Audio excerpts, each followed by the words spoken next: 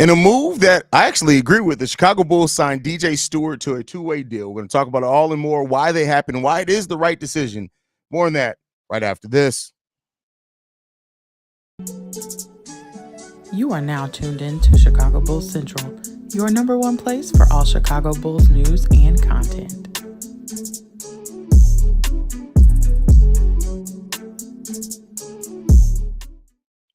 What's going on, Bulls fans? Welcome to another episode of Chicago Bulls Central, your number one spot for everything Chicago Bulls related. I'm the host there, Haize, but more importantly, you guys can follow the channel at Bulls Central Pod on every social media platform.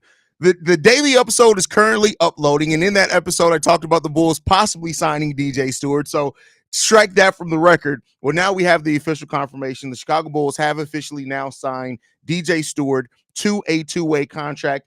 And this just when it comes down to the basketball aspect of it, this makes a whole hell of a lot of sense for the Chicago Bulls. DJ Steward really stood out in that G League team. On that summer league team. Outside of course, Modest Bucilis, Adama Sanogo, and Julian Phillips. DJ Steward was right there with them as far as the production, things like that. And he outplayed players that have been on two-way contracts, like a Henry Drell, Andrew Funk. So he's outplayed those players. And so now moving on with DJ Steward officially now being signed to a two-way contract, it just makes the most sense for a player that you're trying to bring into your G League system. He plays a point guard position. The Bulls G League team can use a point guard, and you're going to see what DJ Steward can bring outside of just what he flashed in Summer League. Is he going to end up turning into a major player or anything like that? The chances of that are unlikely, right? I'm not going to say that they're not possible, but the chances of that are unlikely. But with the Bulls going to a youth movement, signing a 22-year-old player that is from the city of Chicago, that played at Duke, those type of things, I mean, this is the type of player that you want to take a chance on. In his one season at Duke, he averaged 13 points per game, over a steal, 2.4 assists. He shot the ball 42% from the field and 34% from three-point range. Not a great collegiate career or anything like that, but he was productive. And then when you look at his production this year for the Windy City Bulls, which is the most important thing, he averaged in 5 summer league games 17.4 points per game on 47% shooting from the field, 40% shooting from three, and 6.4 assists. And DJ Steward brought defense at moments. It wasn't always consistent game to game, right? So I wouldn't necessarily call him a big defender, but he is a guy that did go out there and get it done. He averaged over a steal and a half per game as well for the Chicago Bulls in that time. And so this is a guy who you brought in and he performed for you. Also with that 6.4 assists, he also got you nearly 4 rebounds per game. So this is a guy that performed at the level that you've had to evaluate him at. And keep in mind, two-way contracts. I need to make sure that I need everybody to understand this. A two-way contract is not necessarily meaning that you're looking at this guy to be the savior of your roster. You're even looking at this guy to necessarily be a depth piece right away.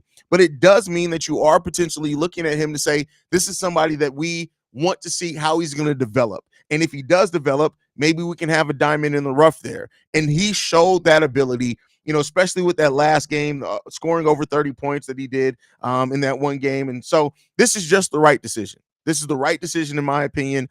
He outplayed Henry Drell, who's been on the Chicago Bulls, it feels like, for like a decade at this point. It's really only been a year. But he outplayed those type of guys. And he, honestly, with the players that you are looking for to actually be parts of your team in Adama Sanogo, Modest Bucilis, and Julian Phillips, he played the best other than those three guys. He absolutely was a standout this season for the Chicago Bulls Summer League Bulls. So I think this is a good move. It was right, and you rewarded somebody who came in and produced for you. And so I can't be mad at that. So it is what it is. But yeah, overall, really, I like this. And, overall, too, you get a point guard to pair with Adama Sanogo in the G League. I think that's good. You're going to get to see the best out of Adama Sanogo in that time as well, which I think is really good because you really still want to evaluate him. So getting him a point guard that can stretch the floor, has some passing ability, those type of things, it's the right move. And you guys know I do cover Windy City Bulls games is here. I don't do post-game shows, but I do a weekly recap of the G League week for the Windy City Bulls. So having a player like DJ Steward is definitely somebody that I'm going to watch, see how he develops. We're going to cover. And yeah, let's hope that he ends up, maybe the Bulls did find a diamond in the rough. And if they didn't, It's a two-way contract. It's a no risk thing. If he doesn't work out and we never hear the name of DJ Steward again after this offseason, that's not a bad thing. It just didn't work out. So you want to take that advantage. You want to take a shot at guys who've come in and performed for you. And that's what DJ Steward has done. So this makes a lot of sense to me. Not something that I'm mad at. Let's see how you guys are feeling about it for those that are in here. Cookie Cat says, good move by the Bulls. Agree with that one. Crossfire says, it was only right. I'm right there with you. Camille in the building says, I didn't think it would happen, to be honest, but he definitely deserves it. No notes on that one. Anthony, this move makes sense. So it seems like a lot of Bulls fans are in agreement with this move. He got better, much respect to him. Producer HAC, well deserved. Does this mean that ball-headed hoe is gone? No, because this is a two-way deal. Javon Carter's on a fully guaranteed deal. So no, this does not mean that he's gone. Is Funk or Drell out? Well, keep in mind, we hadn't officially signed. We had a two-way contract spot open. So technically, Andrew Funk, Adama Sanogo, now DJ Steward have the two-way deals. So that means Andrew Funk, Domask, they aren't on two-way deals. So that's what it means. Now, two-way deals aren't guaranteed. So you can cut a player and sign a new player to a two-way deal anytime you want. And it doesn't necessarily safeguard Andrew Funk either to make that final two-way deal, but we'll see. Camille says, Chicago teams got Haize working cruel and unusual hours. Dude needs a break. Oh, this is normal hours for me. Like, I've already recorded the mailbag episode that's uploading and probably is going to be done uploading here in a second, honestly. So yeah, no, this is actually my normal. This is Haize hours. The mailbag just got done uploading. So it'll be live here in a second. Him coming from Duke is a major indicator that he has a very high ceiling. I mean, not all Duke players end up working out. So I want to be clear on that, right? Now, I understand where you're coming from. This could point to the direction. He was on a really good college team that's coached well. Yeah, so we'll see. Bro, the right decision is to get rid of Vooch, Craig. But that has nothing to do with a two-way contract. Nothing to do with a two-way contract at all. Nothing to do with a two-way contract. So why are we talking about players that are on guaranteed deals? That has nothing to do. And to say anybody needs to replace them with Carlik Jones is absolute fucking trash in the NBA.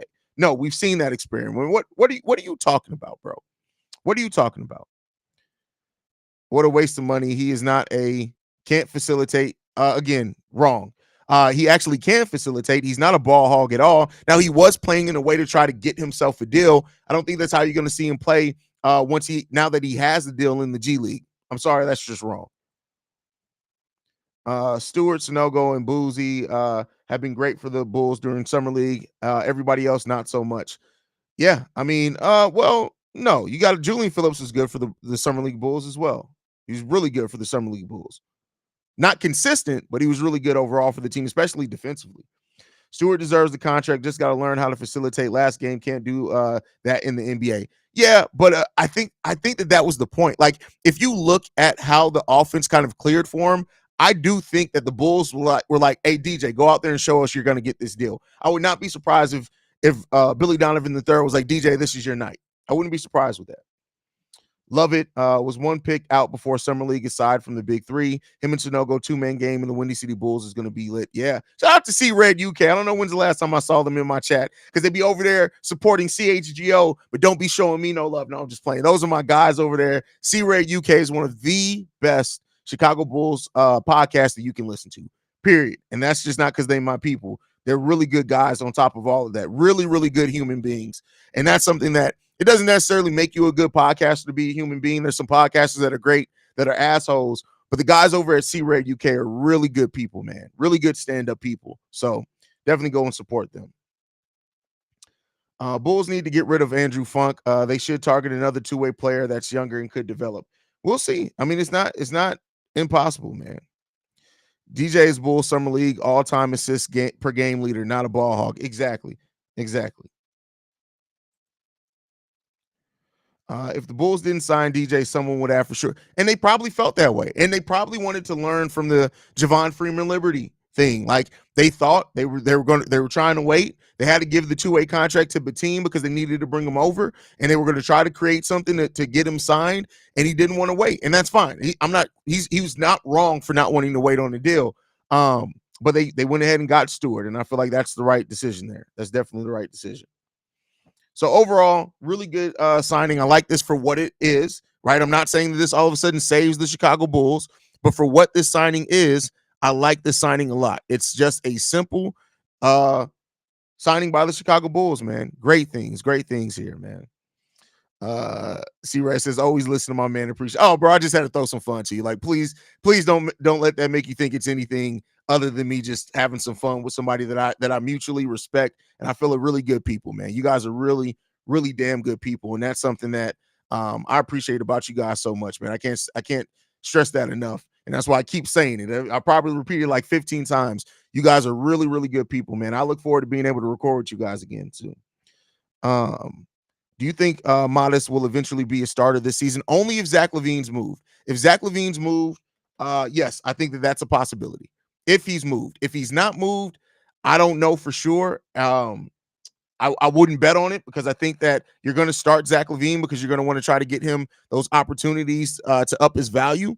But I think if Zach LaVine is moved, I do think that not Matas. I'm trying to get right on pronouncing it. That Modest gets a opportunity to start. I definitely think that would probably be the case there. So let's hope so. Like, and at the end of the day, I just want what's best for the team, man. And them to make the right decisions on this youth movement. You've decided to go youth. Now see it through and make a good decision on it. So DJ Steward was the 23rd ranked prospect in the class of 2000. He's still young and could develop. I really like that the Bulls gave him an opportunity, especially when you're going younger and you're trying to develop.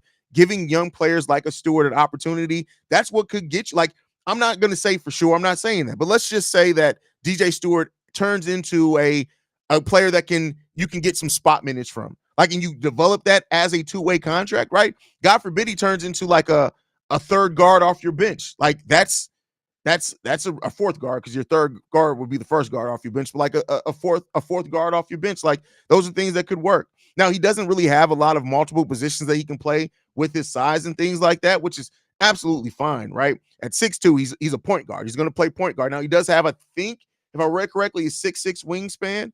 Let me see if I can find that correctly real quick because I don't want to leave it on. Let's see. But I believe he has one of those AK wingspans, if I'm not mistaken. That can't be right. Yeah, he has a 6'7" wingspan. That's crazy. At 6'2", 6'1", 6'2", a 6'7" wingspan, he better be a damn good defender. He better step it up defensively with that wingspan. That's crazy. That's wild, man. That's crazy. That's really crazy. Keep up the good work. Thank you, Jamal. I appreciate you, brother. Sampo says, what do you like about his game? Honestly, I like his ability to score and stretch the floor. I like his the defense is the thing that stood out to me the most, is that the defense, and he's a solid passer. I do think, like I said before, that he was kind of trying to prove that he deserved a contract, so you didn't see as much facilitating as I think he has the capability of doing, right? Keep in mind, a good passer is different from saying a playmaker. He's a really good passer. Now, in G League, I want to see if he can be a playmaker with Adama Snogo. That two-man game could be really fun. So, yeah, I hope to see that. I don't think Batum is going to be one of the two. Well, he's not a two-way. Batum is on a NBA contract now. He's not on a two-way. It's a non-guaranteed contract, but it's a full NBA contract. 6'8". Yeah, I just had to look that up. That's crazy. That's a crazy wingspan to be 6'1", 6'2" with the 6'7", and it's almost 6'8". It's like 6'7.8" wingspan. That's crazy.